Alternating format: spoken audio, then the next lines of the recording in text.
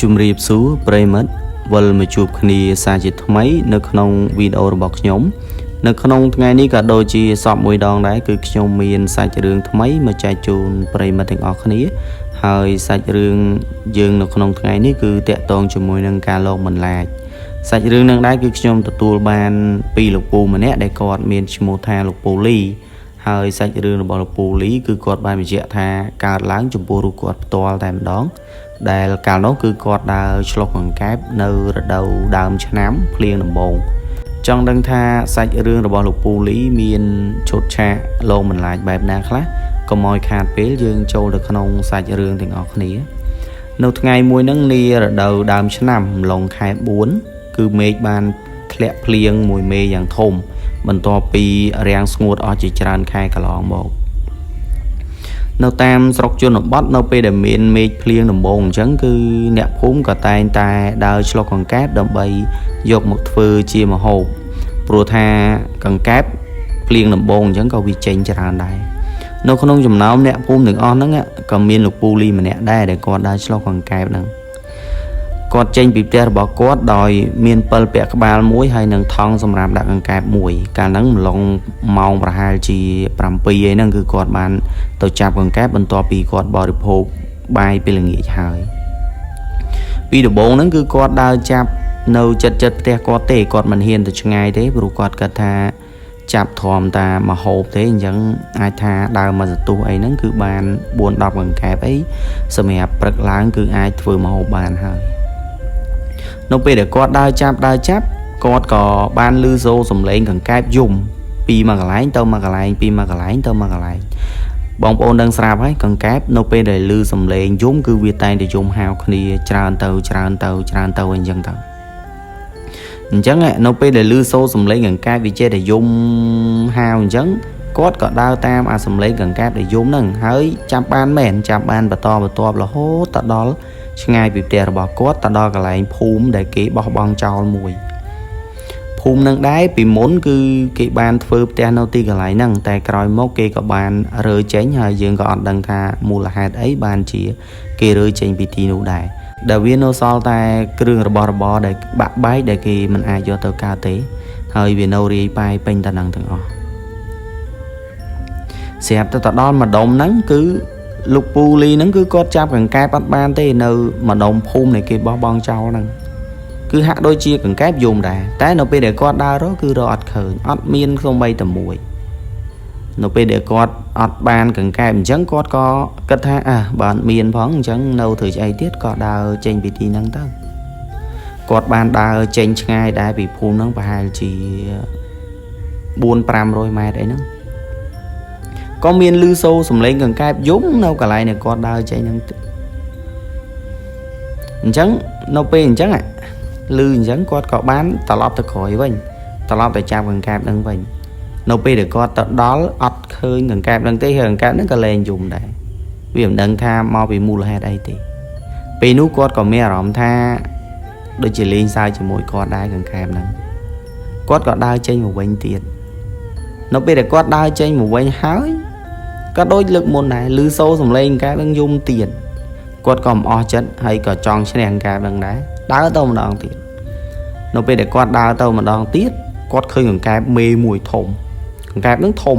ខុសពីគេមកអាចថាចង់ប្រព័ន្ធក៏ផ្លូវឯដែរលោកពូលីឃើញដូចនោះគាត់ក៏សប្បាយចិត្តក៏គាត់គិតថាថ្ងៃនេះគាត់ចាប់បានកង្កែបមេមួយយ៉ាងធំមិនដឹងថាពងពេញពោះឬមួយក៏មិនទេអញ្ចឹងយើងជាអ្នកដើរឆ្លងកង្កែបនៅពេលដែលឃើញកង្កែបអញ្ចឹងក៏ស្ទុះបញ្ញាបញ្ញាលទៅចាប់ដើម្បីដាក់ក្នុងថង់ខ្លាចថាវាលោតចូលព្រៃឬក៏វាលោតចូលទឹកជ្រៅបាត់អីអញ្ចឹងណាពេលនោះលោកពូលីក៏បានដើរទៅចាប់យ៉ាងលឿនយ៉ាងរហ័សតែម្ដងតែកង្កែបនោះវាលោតចូលព្រៃនឹងមែនគឺវាលោតចូលព្រៃទៅលើភូមិដែលគេបោះបង់ចោលហ្នឹងវាលោតចូលមកក្រោបព្រៃទូចទេតែក៏រត់ឃើញកង្កែបហ្នឹងរត់ឃើញហើយកង្កែបវាធំមិនមែនទូចណាបើកង្កែបទូចអាចថាវាកើបកន្លោះកលៀនណាយើងរត់ឃើញតែកង្កែបនេះវាធំហើយចូលនៅក្នុងគុម្ពព្រៃមួយទូចទេតែវារត់ឃើញរុនក៏អត់មានដែរនៅទីនោះគាត់បានវែកព្រៃហ្នឹងឡើងបាក់វាលខ្ទេចខ្ទីតែនៅតែរត់ឃើញ ពេលនោះគាត់ក៏មានអារម្មណ៍ថាព្រឺឆ្អឹងខ្នងតិចតិចដែរព្រោះវាមិនដែលថាអង្កែបយើងឃើញនឹងភ្នែករបស់យើងនៅពេលដែលយើងទៅចាប់គឺវាបាត់ទៅឯណាក្រោយពីរកអស់ចិត្តអស់ចង់គាត់ហើយក៏រត់ឃើញគាត់ក៏ដើរចេញពីទីនោះទៅដើរចេញពីទីនោះបងប្អូនហើយមិនបានឆ្ងាយប្រហែលទេគាត់ឮសំឡេងឆ្លឹកថ្នោតធ្លាក់លើសូររាវពេលហ្នឹងគាត់ដើរទាំងអត់ដឹងខ្លួនហើយធ្លាក់លើសូរប្រាវគាត់ក៏ភ្ញាក់ព្រឺតគឺក្នុងខ្លួនរបស់គាត់ហ្នឹងស្រាលដោយសំឡេងអញ្ចឹងគាត់ក៏បានកវាសភ្លើងកែវគាត់ទៅមើលកវាសភ្លើងកែវហ្នឹងគឺអត់មានឃើញអីទេឃើញតែឆ្លឹកថ្នោតមួយគឺធ្លាក់មកអញ្ចឹងក្នុងចិត្តរបស់គាត់អត់បានគិតអីច្រើនទេគឺគាត់គិតថាស្លឹកថ្នោតហ្នឹងវាទុំហើយគឺវាជ្រុះមកជាធម្មតាទេធម្មតាតែស្លឹកថ្នោតទុំគឺវាជ្រុះមកដីហើយគាត់ក៏បន្តដំណើរដើរទៅមុខទៀត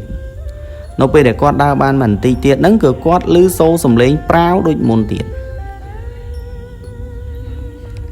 គាត់ក៏គិតថាស្លឹកថ្នោតដដែលទេអញ្ចឹងគាត់ក៏ដើរទៅទៀតដើរទៅមុខទៀតបានរៀងឆ្ងាយដែរបងប្អូនហើយ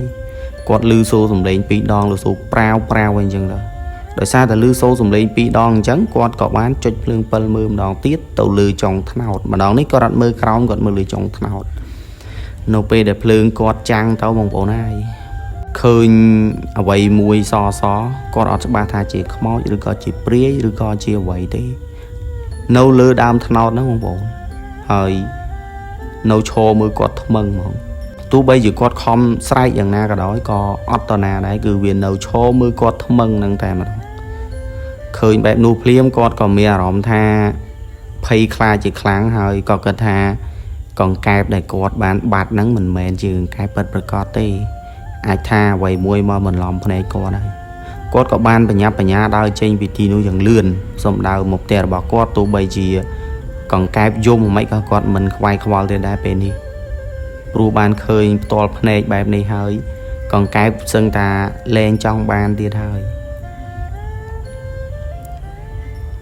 មកសបកក្រោយមកគាត់ក៏បានដើរមកដល់ផ្ទះគាត់ដែរហើយនៅពេលហ្នឹងគឺគាត់បានស្រែកឡូឡាពេញផ្ទះគាត់ថាបានជួបជាមួយនឹង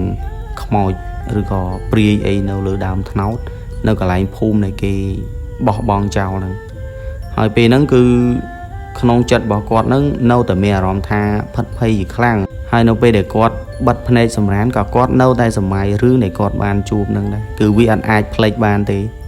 គាត់ថានៅក្នុងមួយជីវិតរបស់គាត់ហ្នឹងគឺរឿងមួយហ្នឹងគាត់មិនអាចបំភ្លេចបានទេព្រោះវាស្ដែងពេកហើយចាប់តាំងពីថ្ងៃនោះមកគឺ